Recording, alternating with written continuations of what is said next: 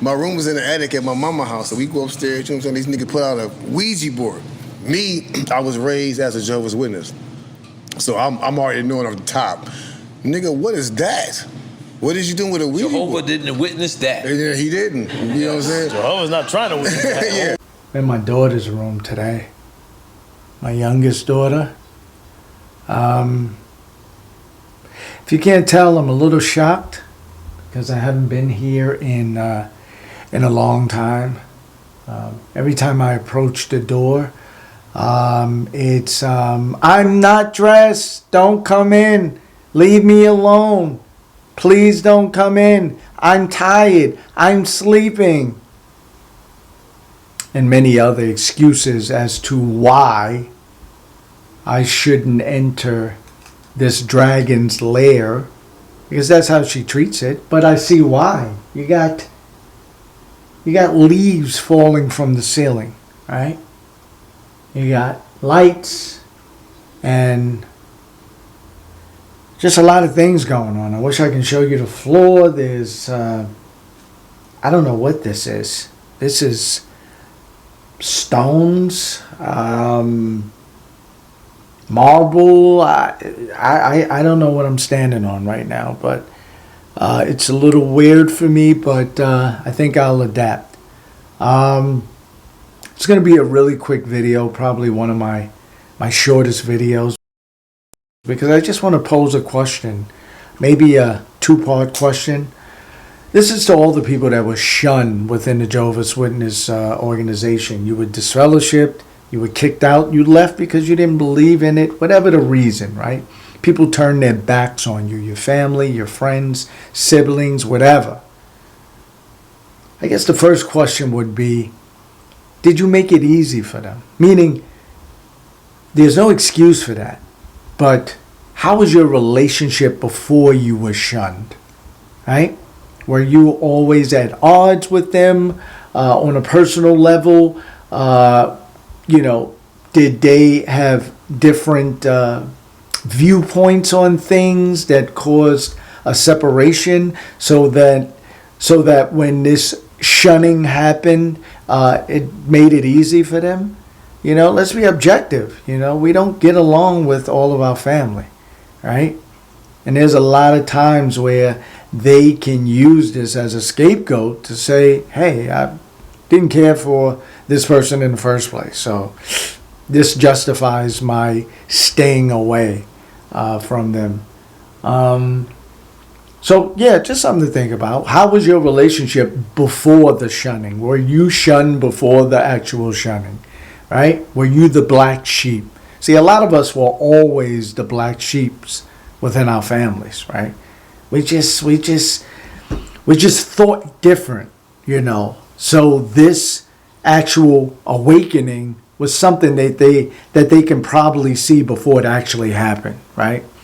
Second question would be, did they have natural affection for you? Did they really love you? Now, there's a lot of people that will say, of course I had the best relationship with my mother, my father, my grandparents, whoever is shunning you right now. But a question to ask yourself would be, for all intent and purposes, if Armageddon came tomorrow, they won't see you again for like eternity. So wherever there is some sort of existence happening within the universe, you won't be seen by them, or they won't see you forever and ever and ever, right? And how does that make you feel? That they are willing to give you up forever and ever and ever. Are they really believing what they are taught? Because if you have a son or a daughter that there's a possibility, if they don't come back into the truth or the organization, wouldn't you be at them every single day? It's almost like, I think I said it in one video, that someone you love will perish. Would you leave their house if you knew that once they stepped out, they were, God forbid, was going to get hit by a car. You can foresee the future. Would you leave their house? You would stand near the door and you would guard it with your life so that person wouldn't leave. Think about it. Think about it. If you knew what their finality was, you can see the future, and you knew that stepping out that house, stepping out that car, stepping out that store, they will meet their fate in a really bad way, what would you do to prevent it? What would you do to prevent it if you loved this person, if this person was your child, if this person was your parent or parents? You wouldn't leave. You would block doorways. You would lock doors. You would grab onto the person. You would hold the person down from going into the direction of their untimely demise, wouldn't you? What's the difference with this? Huh? You can just let them go like that? Okay, die. Get destroyed. I won't see you ever and ever and ever again. Right? So the question is, do you actually believe? And I'm talking to the Jehovah's Witnesses now, the ones who are shunning, right? Because I know you watch me. I get emails. Do you really, really believe what you're taught? And if you do really wholeheartedly believe what you're taught, did you really have love for that person that you are shunning in the first place? I can only speak for myself. I got 3 daughters. If I knew, let's say I actually believed, the JW doctrine, I'm going to bother you every day. I'm going to bother my daughters every single day. At work, in the car, on the way to work, after work, on vacation. You're going to get a phone call, right? Why do we do this? Right? When do we? Right? A cell phone is not this big. You're going to get a phone. Like, when is a cell phone this big? You see, whole side of my face. No. They will get a cell phone is not even this big. They will get a call from me every waking moment of the day. I want to see you. I'll pay you. Okay? Can you come back to Jehovah and just act like you believe in Jehovah? I will pay you every single month. Right? You want to be bribed? I'm that guy. I'll bribe you. If it means your life, I will bribe you. I will pay you. Right? You want those sneakers? You want that car? If I can do it, I will buy that car for you. Just please come back to Jehovah. These are questions. These are questions for ex-JWs as well as active JWs. These are serious questions. Only you can answer them. I can't. I know what I would do. If I was trying to save someone that I love, I was trying to really save their life. I can foresee the future. I see exactly what's going to happen. You know exactly what's going to happen, so you think. You think you know what's going to happen to your loved ones, right? Buildings falling on them, God dismantling them, vultures eating them. You're cool with that?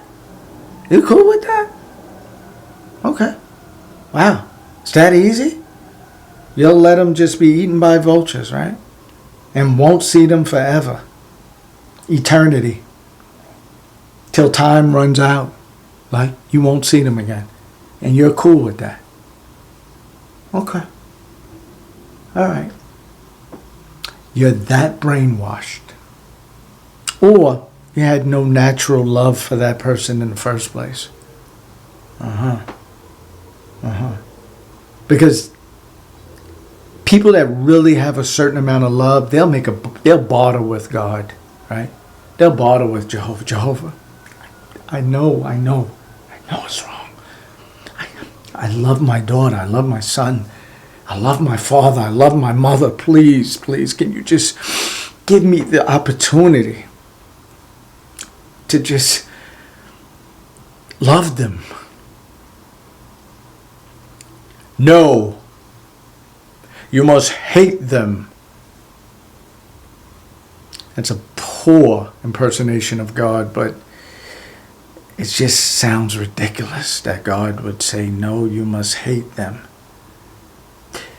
Whenever you hear about a near-death experience, whether you believe it or not, but when you, and it's very interesting, so, if you haven't, start listening to these videos, right, the NDE videos. They always speak about this love, this overwhelming love from this entity. Some people call it God directly, and some people say it's this, entity or whatever, this being. But they speak about this love that they can't even put into words. They said it's that overwhelming. Almost 100% of the near-death experiences speak about this love. That's God. That's God. Not your God. Not that hateful God that you think you serve. No. The one that says, stay away from these people. Even if they commit suicide, even if they go into a deep depression, even if they destroy themselves mentally, emotionally, physically, stay away from them. Let them suffer because they don't believe in me. Right? I can't make them suffer right now, but I can get my followers to make them suffer. Make them suffer. Go and get them. Not the God I serve. Not the God I serve. But as always, I'll stand back so you can see it. Think. I'm going to do a split right now. So it's me. It's going to be this person right here. Oh, beautiful. Look at that shirt. Y'all see that shirt? Y'all see this right here? Oh, it's beautiful. I love it. Thank you. Appreciate your support. Thank everyone who is, showing gratitude, buying some of the merch. Appreciate it. As always, think, and it's love.